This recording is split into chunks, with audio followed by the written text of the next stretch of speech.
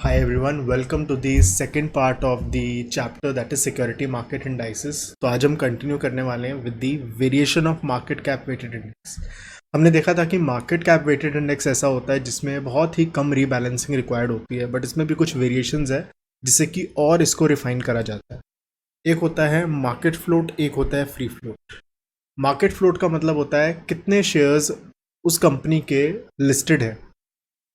मतलब कि let's say मैं कंपनी का ओनर हूँ जिसके 100% शेयर्स मेरे पास है और मैं अपनी इक्विटी को डाइल्यूट कर रहा हूँ to the public via IPO. तो उस केस में मैं गवर्नमेंट को, FIIs को, DIIs को, रिटेलर्स को, मैं सबको मैं अपने स्टेक दे रहा हूँ सच दैट कि मेरे पास 20% स्टेक है एंड 80% बाकी सबके पास है. तो 80% is known as free float. That is number of shares available for public for investing.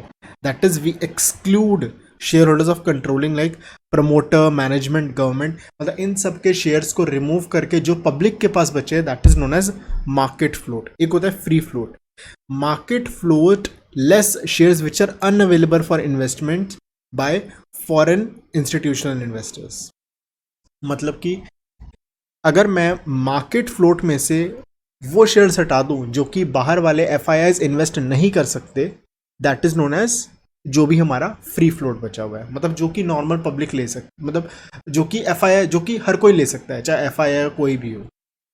अगला आता है फ्लोट फैक्टर. फ्लोट फैक्टर बताता है, मतलब ऑल्दो ये उतने इंपॉर्टेंट नहीं है, you just need to know market float मतलब सारे शेयर्स एक्सक्लूडिंग गवर्नमेंट, मैनेजमेंट और ये सब लोग, और फ्री फ्लोट मतलब सारे shares minus government, management, promoter and FIIs को हटा के. फ्लोट फैक्टर क्या होता है? जिस तरह से मार्केट कैप वेटेड में क्या करते हैं, हम मार्केट कैप की वेटिंग देते हैं, that is number of shares in the market that is free float multiplied by the share price. अब इसमें एक और चीज मल्टीप्लाई हो जाती है, that is float factor. Float factor का मतलब लेट्स से 80%, तो इनटू 80%. तो इस तरीके से वेट इसको देते हैं कि लेट्स से कंपनी की अगर मार्केट कैप जो है 1000 करोड़ की है, लेकिन 1000 करोड़ में से पब्लिक के पास सिर्फ 80% ही हो सकती है, तो 800 करोड़ इसको वेटेज देंगे. As simple as that. Don't go by the formula, just go by the logic. Improvement, ये एक इंप्रूवमेंट है मार्केट कैप वेटेड से, क्योंकि इसमें क्या है, यहाँ पे लिक्विडिटी के हिसाब से वैल्यूएशंस करते हैं. लिक्विडिटी के हिसाब से कि कितने लोग एक्चुअल में शेयर में बाइंग सेलिंग कर सकते हैं. अगर 30-40% मैं ही लेके बैठा हुआ हूँ तो एक्चुअल में तो 50-60-70% में सिर्फ एक्चुअल में ट्रेडिंग हो सकती है ना.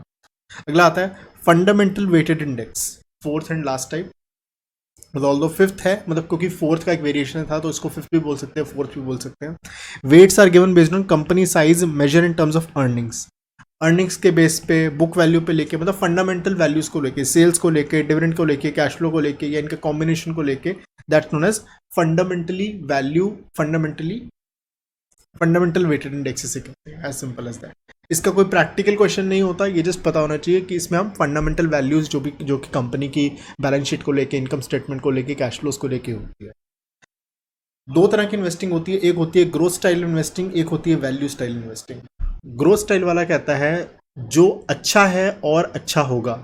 रिलायंस बहुत अच्छी कंपनी है और बढ़िया होगी और ग्रो करेगी, that's known as growth style. आप जानी पहचानी कंपनीज में इन्वेस्ट कर रहे हो क्योंकि जो ऑलरेडी आउट परफॉर्म कर चुके हैं मार्केट को, जो ऑलरेडी अच्छे रिटर्न दे रहे हैं, वो फ्यूचर में भी अच्छा रिटर्न देंगे, that's known as growth style investing. Value style investing, मैं ऐसे गिने चुने स्टॉक्स को उठाऊंगा जिनका दुनिया में नाम नहीं है बट आने वाले टाइम में उसका नाम होने वाला है, तो आज वो बहुत सस्ता मिल रहा होगा, that's known as value investing. और वॉरेन बफे भी वैल्यू इन्वेस्टिंग की बातें करता है. Generally high PB ratio, high PE ratio growth stocks का होता है, और high low PE ratio, low PB ratio value stocks का होता है. पढ़ लेते हैं क्या लिखा हुआ है कि investors are continuously buying them. इसको लोग ज्यादातर बाय करते रहते हैं. They are in up trend, जो कि आउट परफॉर्म करेंगे इवन फर्दर. आज भी कर रहे हैं, आने वाले टाइम में भी करेंगे. Those who claim to be growth manager seem to have the innate ability to identify future winners out of current winners. कि इन करंट विनर्स में से कौन से ऐसे जो आगे भी आउट परफॉर्म करेंगे, that's known as growth style investing. Creating a market weighted index or portfolio is supporting the growth style investing. जब भी हम मार्केट कैप वेटेड की बात करते हैं तो ऑब्वियसली जो ग्रो कर रहा है उसको ज्यादा वेट देते हैं, तो ग्रोथ स्टाइल इन्वेस्टिंग जो है मार्केट कैप वेटेड के सिंक में चलता है. आगे बात करते हैं जो कि आउट ऑफ फेवर है, जिनकी लो मल्टीप्लायर है, जो कि मासेस की नज़रों में ज़्यादा नहीं है, जो कि फ्यूचर स्टार, फ्यूचर चांद सितारे बनने वाले हैं, those who claim to be value managers tend to have the innate ability कि मैं उन गिने चुने जो बेकार स्टॉक्स है उनमें से वो एक हीरा ढूंढ के निकालूंगा, दे हैव दैट एबिलिटी। अगली बात आती है calculation of value and return. मैंने ऑलरेडी बता चुका है, एक प्राइस रिटर्न होता है, एक टोटल रिटर्न होता है। टोटल रिटर्न इंक्लूड्स डिविडेंड वाले रिटर्न। रीबैलेंसिंग और रिकॉन्स्टिट्यूशन ऑफ इंडेक्स, मैंने बता दिया कि रीबैलेंस कैसे होता है, रिकॉन्स्टिट्यूशन कैसे होता है। कुछ टर्मिनोलॉजीज हैं जो मैंने आपको बतानी है, that is portfolio turnover. Portfolio turnover का मतलब होता है कितना बाय सेल आप ट्रांजेक्शन्स ले रहे हो। ज़्यादा चर्निंग करोगे, ज़्यादा पोर्टफोलियो टर्नओवर करोगे तो ज़्यादा ट्रांजेक्शन कॉस्ट लगेगी, रिटर्न इन्वेस्टर्स को कम आएगी। Strike a balance between rebalancing और रिकॉन्स्टिट्यूशन फ्रीक्वेंसी, कि हमें कॉस्ट और रीबैलेंसिंग के बीच में ऐसा लाना है कि आपकी कॉस्ट भी कम लगे और रीबैलेंसिंग ऐसी हो कि आपका जो टारगेट है वो टारगेट भी आपका अचीव हो जाए। एक बैलेंस बनाना चाहिए दोनों के बीच में। ये बात तो कर ली कि ये ऐसा इंडेक्स होता है, वैसा इंडेक्स होता है। इंडेक्स का काम कहाँ पे आता है? इंडेक्स फंड और ईटीएफ, जैसे मैंने बताया था निफ्टी बीज, आईटी बीज, मैं कुछ एग्जांपल ले रहा था, ऑल्दो वो इंडेक्स फंड नहीं होते, बट ईटीएफ मतलब अगर आप इंडेक्स फंड में इन्वेस्ट करते हो तो ईटीएफ के थ्रू ही करते हैं most of the time. ETFs have to pay close attention to rebalancing and reconstitution factors on index. क्या क्या काम आता है? गॉज ऑफ द मार्केट, एक ओवरऑल मार्केट का सेंटिमेंट पता चलता है। आज अगर निफ्टी ऊपर है मतलब कि हाँ मार्केट अच्छी चल रही है, नीचे है तो मार्केट अच्छी नहीं चल रही, जनरली की बात कर रहा हूं मैं। Proxy for measuring and modelling systematic risk, आप यहाँ से बीटा निकाल सकते हो और बीटा की हेल्प से और चीज़ों की वैल्यूएशन कर सकते हो और एसेट्स की वैल्यूएशन प्राइसिंग निकाल सकते हो, जो कि हम आने वाले चैप्टर्स में समझेंगे। रिटर्न आपको पता चलती है मार्केट की कितनी, ताकि आप अपनी रिटर्न को मार्केट से कंपेयर कर पाओ। रिस्क एडजस्टेड परफॉर्मेंस, अगर आपने एक स्टॉक में पैसा लगाया, उस स्टॉक में जो रिस्क है वो मार्केट से बहुत ज़्यादा है, तो आप क्या करोगे? आप उस स्टॉक को मार्केट के रिस्क के अकॉर्डिंगली एडजस्ट करोगे और देखोगे अगर यही स्टॉक का कम रिस्क होता तो मैं कितनी रिटर्न कमाता, और वो रिटर्न को मैं मार्केट के रिटर्न से कंपेयर करूंगा, जो कि आगे जाके हम सीखने वाले हैं इन दी फर्दर चैप्टर्स, जिसमें शार्प रेशियो की बात करेंगे, एम की बात करेंगे, ऑल्दो फ्यूचर में जाके बात करेंगे, जेनसन्स अल्फा की बात करेंगे। तो all these things are there, जो कि इसको डिटेल में रिस्क एडजस्टेड रिटर्न के बारे में हम बात करेंगे, right. Acts as a benchmark, अभी जो बात मैंने बोली अगर नहीं समझ आई नो इशू, आगे जाके हम करेंगे। Acts as a benchmark for evaluating performance, मैं एक एक्टिव मैनेजर हूँ, मैं बोलता हूँ मैं तो सबसे अच्छा हूँ, अरे तो अच्छा है तो बीट करके दिखाना, तो एक बेंचमार्क की तरह सर्व करता है ये। Model portfolio for creating investment products like index fund, ETF, sectoral fund, अलग अलग तरह के म्यूचुअल फंड्स बनाना, सेक्टोरल फंड्स बनाना, ईटीएफ्स बनाने में हेल्प करता है।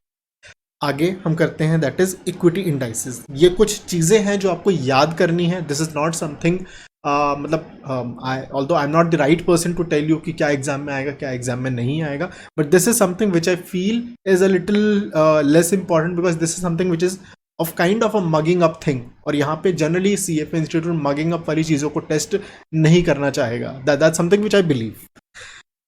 एक होता है ब्रॉड मार्केट इंडेक्स, जो कि एटलीस्ट 90% ऑफ ओवरऑल मार्केट को कवर करता है, जैसे शंघाई कंपोजिट इंडेक्स हो गया, विल्शायर 5000 इंडेक्स हो गया। बस आपको थोड़ा बहुत आइडिया होना चाहिए कि अगर इन केस MCQ आ जाए तो यू हैव द आइडिया कि हाँ ऐसा ऐसा नाम कुछ सुना हुआ है हमने।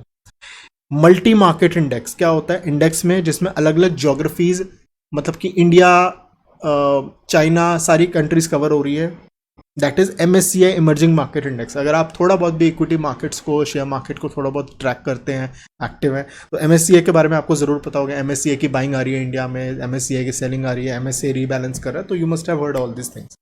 सेक्टोरल इंडेक्स, मुझे एक IT का इंडेक्स बनाना है, मुझे एक बैंकिंग का इंडेक्स बनाना है, फार्मा का बनाना है, ऑटो का बनाना है, तो all these things. Health care, consumer staples, IT index, all these things. अगला आता है स्टाइल इंडेक्स। स्टाइल इंडेक्स मतलब लार्ज कैप का, मिड कैप का, स्मॉल कैप का, वैल्यू बेस्ड, ग्रोथ बेस्ड, और इन सब का combination, large combining, large combination value, large combination growth, mid cap combination value, mid cap combination growth, तो all these things you can see. High turnover because of migration, इसमें बहुत ज़्यादा turnover होती है क्योंकि बहुत ज़्यादा शेयर्स, कुछ शेयर्स हाई पी हो जाते हैं, किनकी लो पी हो जाती है, तो इसमें टर्नओवर, चर्निंग बहुत ज़्यादा होती है, कॉस्ट ज़्यादा होती है, तो रिटर्न कंपैरेटिवली थोड़ी सी कम आ सकती है अगर बहुत अच्छे से शेयर्स को सिलेक्ट नहीं किया। अगला आता है फिक्स्ड इनकम इंडाइसेस। अब तक जो हमने किया वो सब आप थोड़ा बहुत रिलेट कर पा रहे होंगे, लेकिन फिक्स्ड इनकम इंडाइसेस थोड़ा सा एक ट्रिकी पार्ट है। ये एग्जाम में टेस्टेबल भी हो सकता है और ये थोड़ा सा नया है, तो इसको हम नए सेशन में, नेक्स्ट सेशन में, नेक्स्ट वीडियो में कवर करते हैं। Thank you, bye bye.